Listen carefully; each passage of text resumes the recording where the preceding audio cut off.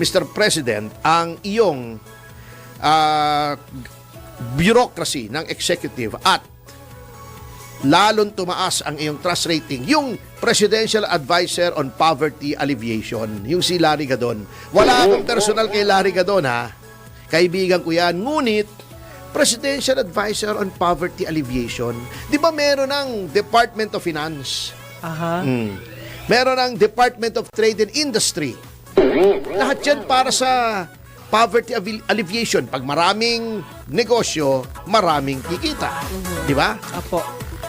Yung finance, maraming maganda yung financial outlook mo, maganda yung financial policy mo, gaganda yung ekonomiya, aangat ang antas ng kabuhayan ng lahat. Meron pang Department of Labor and Employment.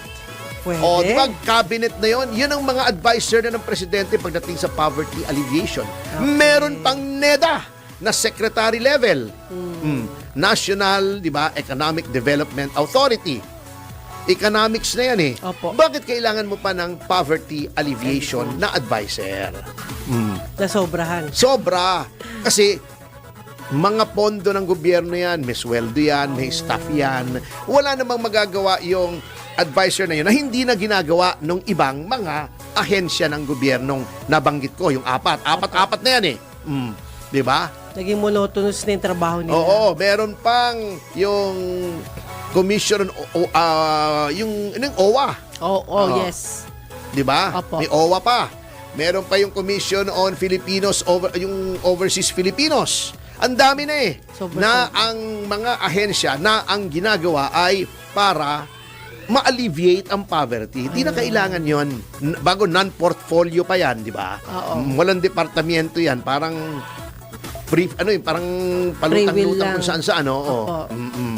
So pwede nang tanggalin niyang office na yan para makatipid ang gobyerno. Magandang advice yan, attorney, ha? Maraming pwede kasi yung mga ganyan, to be candid, ha, yung mga presidential advisor on this and that, Opo. honorific yan eh. Ibig sabihin, parang reward yan, gantimpala yan for political service. Na, ikaw, gagawin kitang presidential advisor with the rank of cabinet, syempre. Tuwan-tuwa ka naman. Pero actually, walang ginagawa yan eh. Sa totoo lang. Walang tanggapan yan. Walang official na phone number yan. Merong isang common na number. Yung mga presidential advisors, honorific yan. Kung baga, nag-umpisa yan noong panahon ni Marcos Sr. Nung parliamentary tayo. May minister, halimbawa, yung Minister of Labor. Yung equivalent ng Department of Labor. Minister of the Interior, si Jose Roño. Minister of Education. Ngayon, merong mga honorific na titles. Yung Minister of State. May mga kaibigan kami dyan ng tatay ko eh. Minister of State siya. With the rank of cabinet. May isang kaibigan yung tatay ko, si Minister Juan Tumbocon, Minister of State for Chuchu Chenes. Something. Basta ang title nila, Minister of State. Minister din ang title. Ayun. Yan. Walang portfolio yon. Yun ang... Paano yun, sir? Kawawa naman yung tao. Yung posisyon niya, pwede bang i-transfer sa iba? Hindi. Tanggalin na yung posisyon na yon. Hindi na kailangan yun. Tanggalin na yung mga presidential advisors, dapat i-minimize na yon. I-minimize na yon. Dapat yun. Para sa akin, ha? Opo. Oo.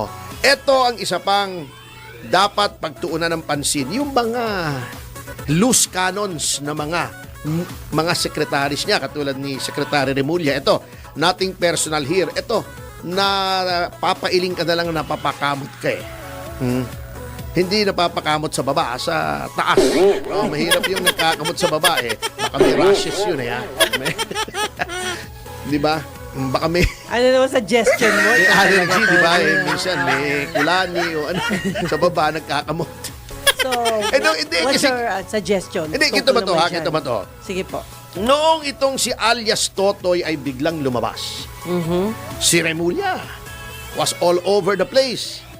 Nako, ang mga involved dito ay mga makapangyarihang mga tao, mga general, mga mayayaman, kaya niyang impluwensyahin ang korte. Dapat ito ay gawa ng investigasyon, etc., etc., etc. O, ano nangyari? Okay. Kinausap ni Secretary Remulla ang Chief Justice. Sinasabi niya, naku, Sir, delikado tayo rito, ma-impluwensya ito. Eto, may mga judge na kailangan yung imbestigahan.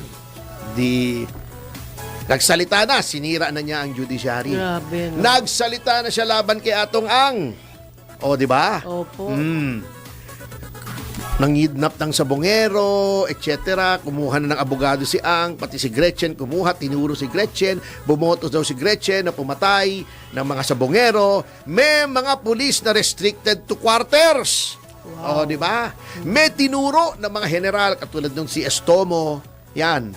Etong si Malinaw, Colonel J. Orapa. O, di ba? Nagpa-interview tong si Totoy. Kung sino-sino tinuro. Pati yung sa PCSO, yung retired Judge Felix Reyes.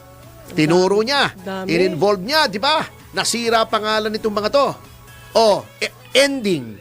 O, eto, tingnan niyo yung lumabas sa dyaryo. Sinabi ng Prosecutor General na si Dong Fadulyon, eto, matinutok karir ito eh. Opo. Hindi ito basta sinaksak na lamang as DOJ Opo. na politiko. Okay. Karir ito, he rose from the ranks. Umpisa sa pinakamababa, nag-apply siya diyang kinarir na niya hanggang siya ngayon ay Prosecutor General. Anong sabi ni Prosecutor General Fadulyon? Na ito po ang tama. Ito ang tama. Oh. Sabi niya, hindi daw pwedeng kumilos ang DOJ nang walang affidavit itong si alias Totoy o si Julie Patidongan. Eh bakit nagtatatalak yung Secretary of Justice? Napakahilig nitong Secretary of Justice nito magtatatalak eh. Di ba yun ang ginawa niya kay Teves? 3 araw pa lang may mastermind na, may mga kasabwat na, may director, may producer, may makeup artist. Hindi wala naman makeup artist, di ba? Hindi kasi sabi niya noon, eto parang pelikula ito. May producer, may director. Ang producer niyan si Teves, etong director, si Marvin Miranda, etong mga gumawa. 3 araw pa lang may mastermind na. O ngayon ang nangyari, baka hindi alam ng mga ibang tao, nag-recant yung 10. Baka rin hindi alam ng ibang tao, hindi nire-report sa media. Ang dami ng naabswelto na mga co-accused sa iba-ibang mga illegal possession, etc., etc. Marami na rin binigyan ng bail. Pag binigyan ka ng bail, mahina yung ebidensya. Yes. Inunahan na ng Secretary of Justice. Eto, ganun din. May mga sumisisid nga sa Taal. Grabe, no? Naghahanap ng buto. Yung mga kalansay, nung mga... Diction, mali. Sinisisid yung buto. Buto! Yan. Sinisisid. Buto, ha? Oo. Hindi, minsan medyo nanunuyo. Yung Bisaya kasi mali Yung nanunuyo yung lalamunan natin, ha? Dudulas eh. Oo. Opo. Pero attorney, nakakahiya sa judiciary ng bansa natin pag lagi Itong si Totoy, Oo. na kung sino-sinong tinuturo. Oh, sikat na sikat hindi siya. daw pala pwede. Mismo. Eto ang mismong. Sinabi na Padulyon. Sabi niya, sige, Tagalogin mo, sasabihin ko sa English. Sige po. Yan. Parang tayo ay nagdodoktrina. Sabi niya, at this point, At sa ganitong pagkakataon, much as we would want to, na mas gusto naming mangyari, we cannot make any disclosures. hindi natin to pwedeng tapusin agad. Because all these revelations, Dahil sa mga sinabi nito, which are being made, ay ginawa, have to be formally presented ay dapat mailagay sa tamang proseso or submitted to us na pwedeng ibigay sa amin in the form of affidavits, sa pamamagitan ng affidavit, and we have yet to see it. at dapat makita namin Hindi to. pa pala nakikita. And if and when we do see it, At kung kailan namin ay pwedeng makita ito, we still have to evaluate. ay dapat naming busisiin muna. Bakit nagsalita na yung Secretary of Justice? Wala pa palang affidavit ito. Interview lamang. This is lousy criminal investigation. Super lousy. Oo nga, Bago, no? gusto pang maging ombudsman. Di pag ombudsman yan, di puro kengkoy. Ang criminal investigation, sususpindihin ka ng sususpindihin yan. Hindi pa man lang may affidavit, anak ng teteng na buhay naman to. Ano naman klase ito? Di ba? Yun ang problema. Aside from the fact na hindi ba nakikita kahihiya, ha? Ikaw ay politikong tao. Ha? Ikaw ay nanilbihan bilang Secretary of Justice. Ibig sabihin, tao ka ng Pangulo. Opo. Ikaw ay may mga anak, mga kapatid na politiko at nasa gobyerno. Pupunta ka sa ombudsman, iimbestigahan mo ang graft. Anong gagawin mo kung halimbawa yung nangyari doon sa anak niya? Yun ang inaakusahan. Anong gagawin mo? Paano kung si Secretary John Vic Remulla ang inakusahan ng anomalya? Paano kung yung anak mong congressman? Anong gagawin mo? Sabihin na natin, hindi ko sinasabing pagtatakpan ni Secretary. Boying Remulla. Nandito kasi ako sa kanila ni John Vic. Baka mali eh. Oo. Ni Boying Remulla. Sabihin mong matuwid na ang kanyang gagawing investigasyon. Halimbawa, si John Vic, inimbestigahan niya. Wala naman talagang nakitang pagkakamali. Dinismiss niya. Opo. Yung kredibilidad mo ang problema. Yun. Kaya tama yung pagka-dismiss na yan, kaya mali, pagdududahan ka. Tama. May partido ka. O, di ba? Yung yung magdiwang ba yun? Aha. Yung sa Cavite, local party. O kaalyado mo, let's say, yung vice-gobernador na ang vice-gobernador yata anak ni sino tong natalo? Si Budots, si Bong Revilla. Bong Revilla. Kapartido mo yan. Anong gagawin mo? Ayun. O, di ba?